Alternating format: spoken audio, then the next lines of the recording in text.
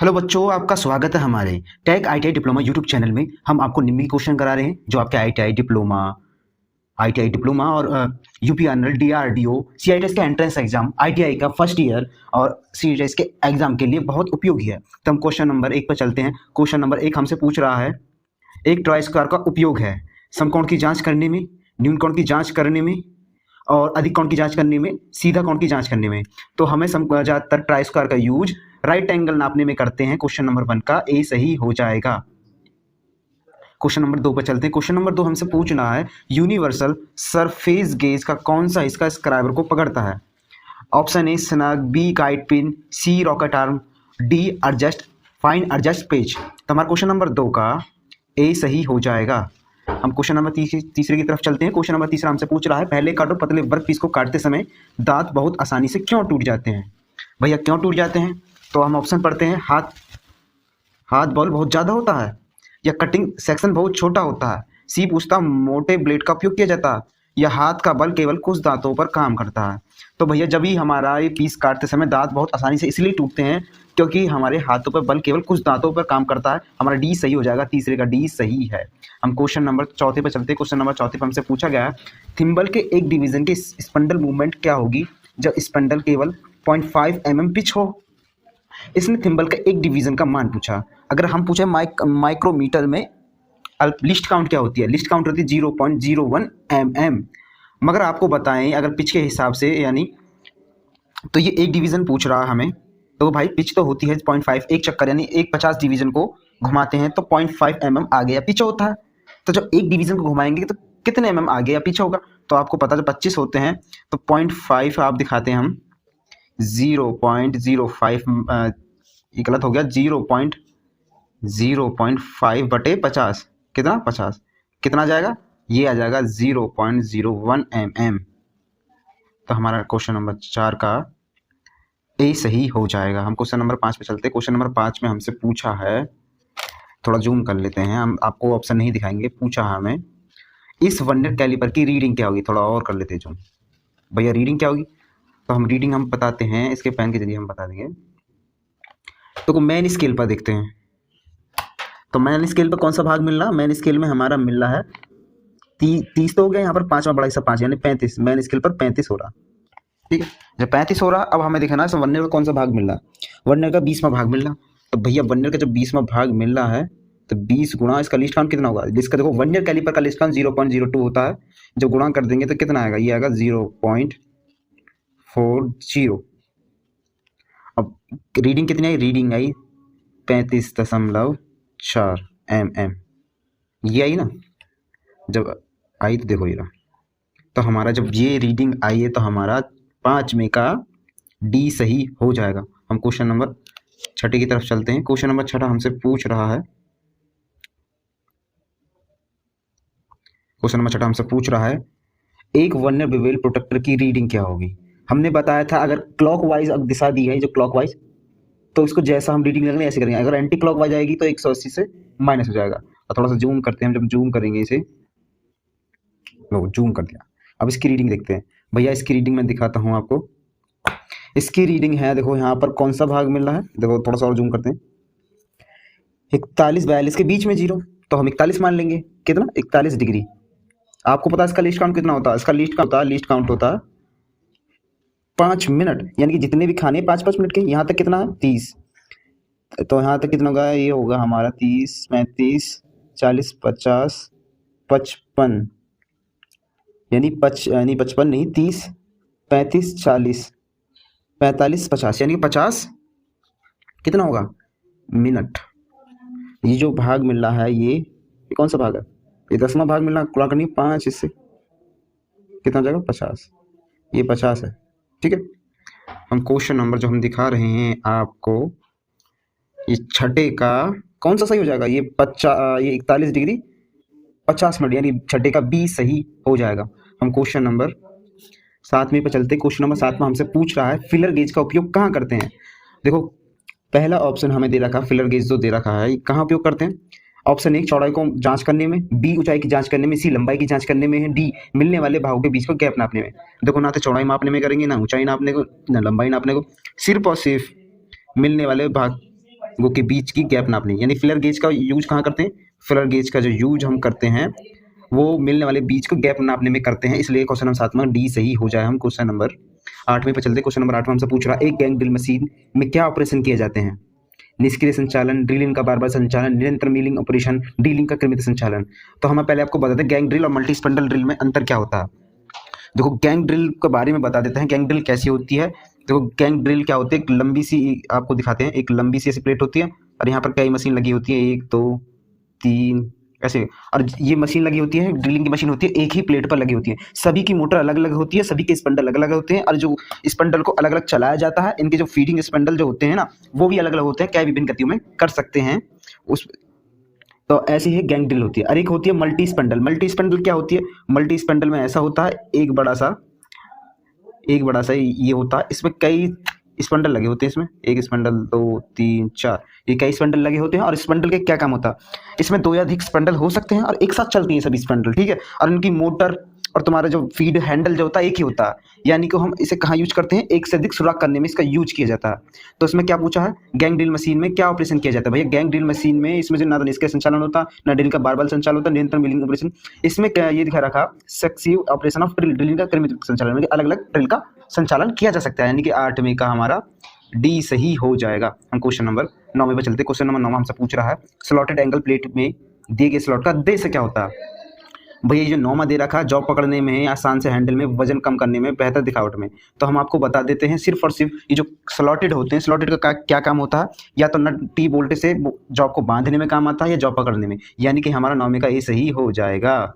हम question number 10 पे चलते। क्वेश्चन नंबर 10 हमसे पूछ रहा है, ISO मैट्रिक थ्रेड में M10x1.5 थ्रेड के लिए टेप ड्रिल आकार की गणना कीजिए। तो हम आपको बताते हैं इसकी टेप ड्रिल की गणना जब बताएंगे हम, तो हम देखो इसका क्या फॉर्मूला होता है इसका। टेप ड्रिल साइज बराबर, ये मैट्रिक वाला है, इसका होता है मेजर डाया माइनस 2 डेप्थ कह लो, या फिर ऐसे कर सकते 2 गुणा 6 0 पॉइंट, मैं दोबारा से बताता हूँ, 0 पॉइंट, ये गुणा का निशान है, 0.61 और गुणा हो जाएगी पिच की, ऐसी तो होगा हमारे पिच की। तो हम आपको बताते हैं इसका आंसर कैसा आएगा। देखो आंसर ऐसा आएगा, देखो यहाँ पर दिखाते हैं आंसर ऐसा आएगा। जो मेन डिवीजन कितना, मेन डाया दे रखा 10 और माइनस किससे करना है? माइनस करना है 2 की गुणा कर दो तुम्हारी 0.61 से, और पिच दे रखी हमारी 1.5। जब ये दे रखी तो इसका जो सॉल्यूशन हमारा आएगा, हम करने के बाद इसका जो सॉल्यूशन लाएंगे कम से कम आएगा 8.17 mm। तो हमको क्या देखना, 8.7, देखो इसमें कोई सा नहीं है, ये इसके लगभग है, यानी कि 10वें का ए सही हो जाएगा, 8.2 लगभग उसके बराबर है, तो 10वें का ए सही हो जाएगा। हम क्वेश्चन नंबर 11 पे चलते। क्वेश्चन नंबर 11 में हमसे पूछ रहा, ग्रेड ए वी ब्लॉक के निर्माण के लिए किस मटेरियल का उपयोग किया जाता है? भैया किस मटेरियल का उपयोग करेंगे? हम बताते हैं वी ब्लॉक कितने प्रकार के होते हैं। तो वी ब्लॉक हमारे, देखो वी ब्लॉक है हमारे, वी ब्लॉक कितने प्रकार के होते हैं? वी ब्लॉक कई प्रकार के होते हैं, मगर उसके ग्रेड के आधार पर 2 प्रकार के होते हैं। ए ग्रेड होता है, एक होता है बी ग्रेड। कौन सा होता है? B grade. देखो ए ग्रेड से क्या होता है, एक ग्रेड में हम परिशुद्धता से लेते हैं और इसकी लगभग लंबाई 100 mm लंबाई तक होते हैं। ये किससे बनते हैं? ये हाई किस्म या फिर कहते हैं गुण, हाई गुण स्टील के। अब बी ग्रेड के क्या होते हैं? इसकी जो परिशुद्धता होती है बी ग्रेड की ए ग्रेड से कम होती है। किसके बने होते हैं? ये ढलवा लोहे के या कास्ट आयरन के बने होते हैं, सघन ग्रेड वाले ढलवा लोहे के। किस काम में आते हैं? साधारण काम में। बी ग्रेड की लंबाई कितनी होगी? बी ग्रेड की लंबाई 300 mm लंबा हो सकता है। तो हमारा इसमें देखा जाएगा, क्वेश्चन नंबर 11 में पूछा, A grade A V block का निर्माण किस मेटेरियल से होगा? टूल स्टील का नहीं, कार्बन स्टील का नहीं, हाई क्वालिटी स्टील का, हाँ इसका हाई क्वालिटी स्टील का, क्लोज ग्रेन कास्ट आयरन का तो बी ग्रेड में होता है, यानी कि हमारा 11वें का सी सही हो जाएगा। हम क्वेश्चन नंबर 12 पे चलते हैं। क्वेश्चन नंबर 12 हमसे पूछ रहा है, क्यों फाइलिंग के कटिंग फेस की लंबाई के साइड से थोड़ा बेवल किया जाता है? भैया क्यों किया जाता है? ऑप्शन पढ़ लेते हैं। ये जो 12वें का दिया है, वर्क पीस पर उचित पकड़ सकता है, क्या उचित पकड़ प्राप्त करे, या फिर सतहों पे फाइलिंग आसान करे, और तुम्हारी फाइलिंग के फेस वर्क पीस के बीच क्लियरेंस प्रदान करे, और डी कह दे रहा फाइलिंग करते समय वर्क पीस पर अधिक दबाव सुनिश्चित करें। तो भैया इसमें ऐसा कुछ नहीं होता। ये जो 12वें का दे रखा है इसमें हम इसलिए थोड़ा सा बेवेल किए थे कि जो फ्लैट शब्दों की फाइलिंग आसानी से कर सके, यानी कि 12वें का बी सही हो जाएगा। हम क्वेश्चन नंबर 13 पे चलते हैं। क्वेश्चन नंबर 13 में रीडिंग पूछिए माइक्रोमीटर की, तो हम आपको बताते हैं इसकी रीडिंग क्या होगी। पहले थोड़ा सा जूम कर लेते हैं, जूम करके एक साइड कर देते हैं। हमने एक साइड कर दिया। हम आपको बताते हैं जो क्वेश्चन नंबर 13 दे रखा है 50 से 75 mm की आउटसाइड माइक्रोमीटर दे रखा है, यानी कि जितना भी हमारे यहाँ रीडिंग आएगी उसमें 50 जोड़ दिया जाएगा। ठीक है, तो हम आपको बताते हैं, पहले इसकी रीडिंग लेते हैं। तो मेन स्केल पर इसकी रीडिंग क्या होगी, मेन स्केल पर इसकी जो रीडिंग है मैं आपको बता देता हूँ। तो मेन स्केल पर इसकी जो रीडिंग है सिर्फ और सिर्फ कितनी हो जाएगी, ये हो जाएगी हमारी ये 1 2 10 10 के बाद आएगा 10 5 10 11 12 13, यानी कि 13 mm तो ये हो जाएगी कितनी, 13 mm। और हम बताते हैं इसका जो 1 ईयर का कौन सा भाग मिला, 10वां 11वां 10वां 11वां 12वां, ये जो भाग है ये 13वां भाग मिलना नहीं मिलना 13। तो हमारा जो 1 ईयर का आएगा, 1 ईयर का जो आएगा 1 ईयर स्केल पर आएगा 13 गुणा इसकी लिस्ट काउंट कितनी होती है, लिस्ट काउंट 0.01 होती है, यानी कि 0.01। तो इसमें कितना आएगा 13.0। यहाँ पर जो थोड़ा सा रबड़ है यहाँ पर कितना आएगा, 13 गुणा होगा 13 आएगा। तो यहाँ पर भी कितना आएगा 13। थोड़ा सा रीजन लेके से मिटा देते हैं, तो ये मिटा दिया। अब हम लिखते हैं कितना आ जाएगा, यहाँ पर आ जाएगा 0.13। तो जोड़ने के बाद क्या 13.13 और उसमें 50 और जोड़ दो भैया, 50 भी जोड़ दिया, कितना आ जाएगा 63.13। जो हमारा क्वेश्चन दिया है इसमें कौन सा है ऑप्शन, तो हमारा 63.3 यानी कि 13 का डी सही हो जाएगा। ये है 63.113 mm, 13 का हमारा डी सही हो जाएगा। हम क्वेश्चन नंबर 14 पे चलते हैं। क्वेश्चन नंबर 14 पे हमें दिएगा इस ऑपरेशन का नाम क्या है।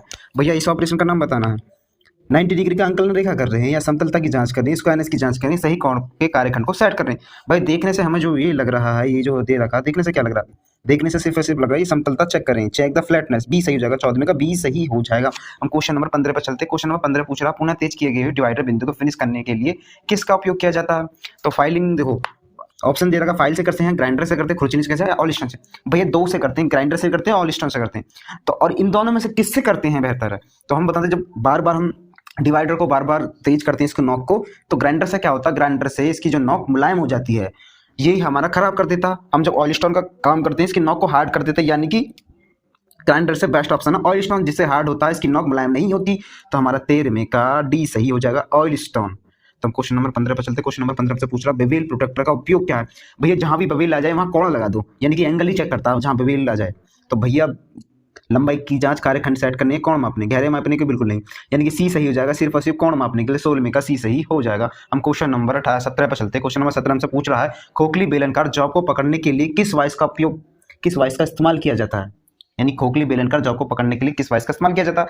तो इसमें पिन वाइस दे रखी है, पाइप वाइस दे रखा है, हैंड वाइस दे रखी है, बेंच वाइस।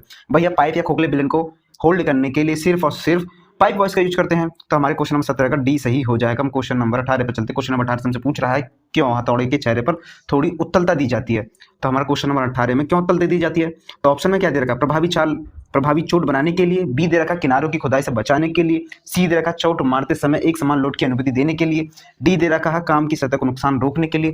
तो हमारा क्वेश्चन नंबर जो 18 है सिर्फ और सिर्फ इसलिए उत्तल किया जाता है क्योंकि उसके किनारे की खुदाई से बच सके। तो हमारा बी सही हो जाएगा। क्वेश्चन नंबर 19 पर चलते हैं। क्वेश्चन नंबर 19 हमसे पूछ रहा क्यों हैंडल टेप लीड के चैम्फर किए जाते हैं।